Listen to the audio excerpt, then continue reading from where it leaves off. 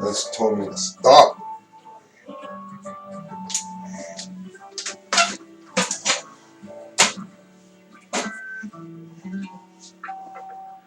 Here we are.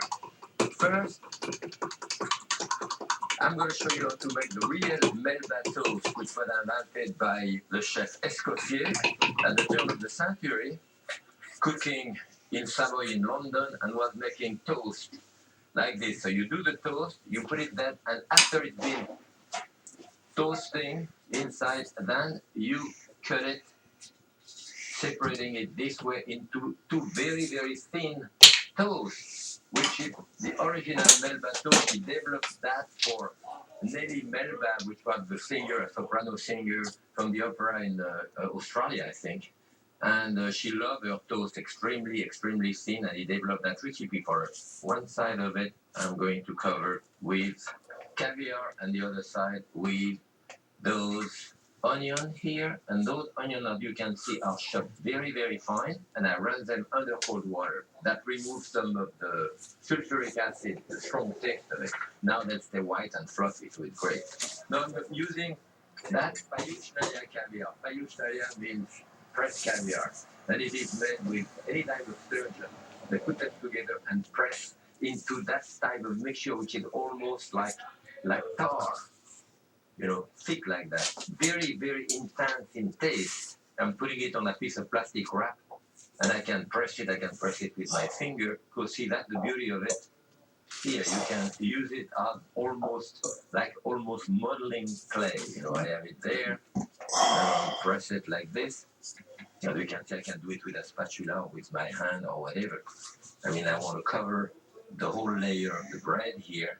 So you can see that is really, really thin here. So I put that directly on the toast, put the other side on top, press it this way together. So we cut that into tiny canapé, you know. This is domestic caviar, by the way, American caviar, and usually done with the sturgeon from the Mississippi River. And now it's becoming much more common than it used to be, and it's kind of very elegant. You're going to put a little bit of lemon if you want on it. You have a lemon. I can cut it here this way. If you cut the lemon like a teeth like that, do it a little bit on a bias. I think I'm going to separate it this way. So you get that type of spiral effect, in there that we can put there to serve with fish or caviar like that. This is what my wife likes with her aperitif. Caviar canapé with Payushnaria or pressed caviar. I love corn fritter. They're terrific for hors d'oeuvre, and that batter is fantastic. I have a good half a cup of flour here, and it's a beer batter, dash of salt, and a little bit of beer. Don't put all the beer at the same moment, because what you want to do is to make enough of a paste. You can be sure that there is no lump. And then put a little more beer. It should be thick like sour cream. Okay. Yeah, about like this. Thick like this. And I do any type of that, like apple fritter, any of that type of thing I do with that batter. Now, when you cut the corn like this, different way of turning it, I like to use a long knife like this and use my knife in that direction. You can see, often people put the knife this way and go straight. And here is what happens. You can hear it because you use only like 1 inch or more from the center of the knife. From that position, you go here, you start here, you finish here. That's cutting the knife, like slicing, So it's important to use your knife the proper way, this way. Okay. I have another one here, two corn. And of course, when you have those corn right at the beginning of the summer, when they are really tender out of the ground, it makes a big difference. So the oil is hot enough. Yep. And you do figure about that size. Whoop. That'll cook like 3-4 minutes on each side. That's it. And then nice and crusty. Okay. This is one batter. There is many different. I probably do half a dozen different type of batter. I do batter just with flour and baking powder. The Chinese do that a lot too. But the next one is going to be a bit different, and I do it with flour again. About half a cup of flour, and egg yolk and ice cold water. So there, I always keep my white, I freeze it. When I do yolk like this, I break the egg this way, grab the yolk, put it in there, and freeze those for meringue or thing like that. It freezes very well. Ice cold water, I put a little bit of it. This is a thinner batter than the other. Again, I do it so that if it's thick enough like this, when you put your liquid, all the batter you do it this way, then you have no lump. Then you can add the rest of the liquid after. My point is that if you put all of the liquid to start with, you have nice little dumpling all over the place. Oh. I mean, the little lump which you don't Don't say I good deal. I see. This is a very thin, more of a tempura type of batter. And we do that with, I like those eggplant, they are the long one, the Japanese or Asian eggplant that they call. You have this one here, and the way you cut it not in the center like this. You could cut it in the center too. I like to cut it this way, on a bias like this. So now I have that piece here, and here I'm going to do 1, 2. Well, it doesn't really matter how many slices you cut. To do like a fan like this, A fan like this, that's it. My mother, we had that whole restaurant in France, and my mother was doing that, not with those eggplants, because I don't remember seeing those in France, but with big eggplants she cut. Now I can turn this now, it's probably brown enough. Yeah, that's beautiful. So of course this you eat like it itself. In our case here, we're going to serve that with salad. Okay. It's cut on the other side. And now we try to dip this one in there a little bit to get it wet up. You see that thing is pretty thin. Put it in there. Maybe a little bit more batter on top. And that's it. This should cook 4 minutes on each side. And those are cooked. I'm going to stop it.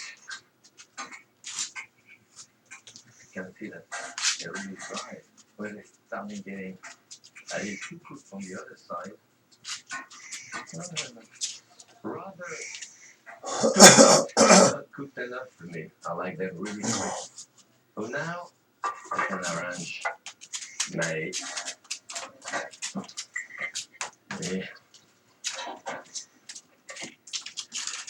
1, 2, 3, 4. A little piece of salmon. I can fold it in one way or the other. Wrinkle it like this if you want to put it there. If you serve that within the context of a menu, one small hors d'oeuvre like that would be fine. Let me check on those here. I see the batter is quite different.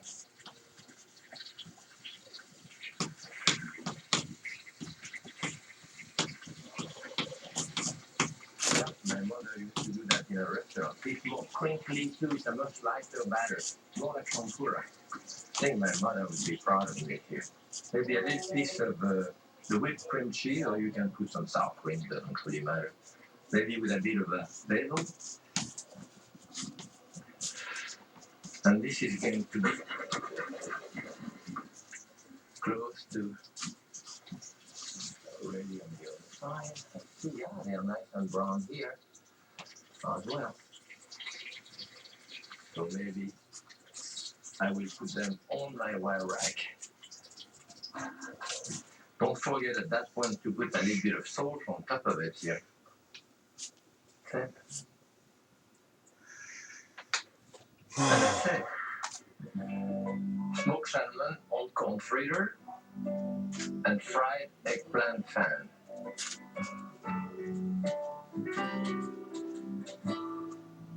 This dish brings back special memories of cooking with Gloria. We love to be together in the kitchen, as you will see. So what do we put in the cornbread? Cornbread. It's such a simple recipe. Well, I have a bit of leek for you. Then I saute those leek. I'll saute with a bit of butter so they are soft. Well, we have flour, Uh-huh. cornmeal. I'm just gonna Yep, that's dump it. it all in. Salt and pepper I'll let you do because I probably overdo. No, I don't think. I want the egg first? Yeah. Okay. You're assisting me this time. Okay. Yes, ma'am. Eggs And then go. and milk. And if all goes well, this will mix beautifully. Yeah. So we don't have to butter it or anything. Not to butter it and all that. I mean, you can put some butter in it, you will have a good taste in it, but that is not really necessary. Turn that over. Okay. Okay. It's great. Beautiful. And this is the oyster and corn chowder with the small cornbread. Okay. Thank you anyway. Give me a kiss. Okay. After all, I help. Today I'm making pho, a very classic Vietnamese soup that my wife made for me quite a number of years ago. We have a friend of ours, Gloria Zimmerman, who did a cookbook, The Classic Cuisine of Vietnam, about 20 years ago. And my Gloria worked on that book. Pho is that soup that you get in the street in Saigon. I've been there. It's a beef stock, very strong, done with all kind of vegetable and noodle and so forth. And you shave raw beef on top of it. And we've done that several times, but this time we do it with chicken. We've done it with chicken at home, and we love it this way, and that's what I want to show you today. So first, chicken stock, I have in there, plain chicken stock, and on that skewer here, 3 shallots and a couple of pieces of ginger that you put in there to give the taste to this, and a couple of star anise, Badian étoilé star anise. This is very strong. 3 is more than enough. You bring our chicken stock with all the garnish, you boil for about 10 minutes just to give taste to this. Then we put the chicken in it. The chicken, I put it upside down this way so that it's really immersed into. And to keep it immersed, usually I put a plate on top of it like this. That's it. Okie dokie. Bring that to a boil. Okie Then I dokie. boil it Yoki gently, dokie. no more than 15 minutes. And I put it on the It's side. done. Let that boil